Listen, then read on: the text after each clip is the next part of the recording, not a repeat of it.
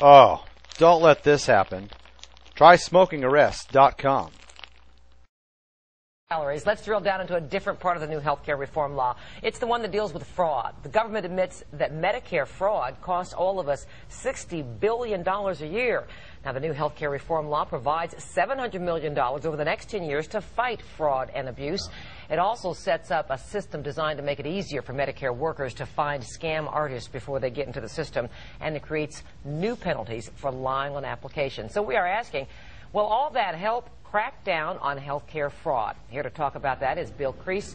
He's the director of the Center for the Study of Fraud and Corruption at Xavier University. Thanks so much for joining us, Mr. Crease. Great to be here. And so, what do you think? $700 million? A lot of money? Is it going to go far enough? No, it's not going to.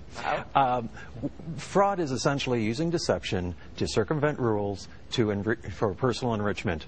The government, in the healthcare reform legislation, just increased all the rules, increased the riches.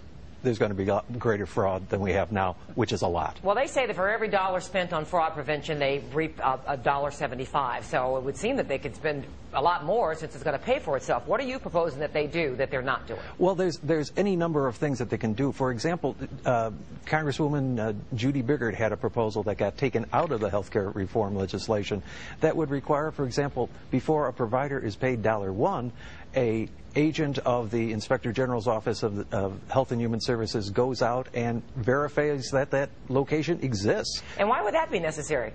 We're losing millions of dollars, maybe hundreds of millions of dollars, maybe a couple of $1 billion. We're not sure.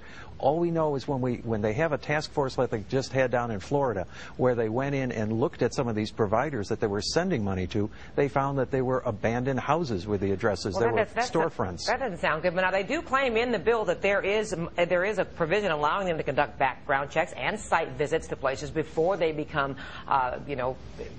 verified providers of Medicaid and Medicare services. So what's missing is more money for it? Or are you saying there's things that could be done that wouldn't cost any money? If you had the president's ear, you would tell him to do what? I would say look at, for example, Congresswoman Biggert's bill, because that goes at some of the low-hanging fruit. That's very easy to get at. Background checks for fraudsters is not that good because most convicted fraudsters do not have criminal backgrounds. So that is almost a waste of money. Huh? They're just that good. All right. Thank you so much. Well, we hope you'll be vigilant so that we can save some money there, and we'll check back with you. Thank you for your expertise tonight. Our health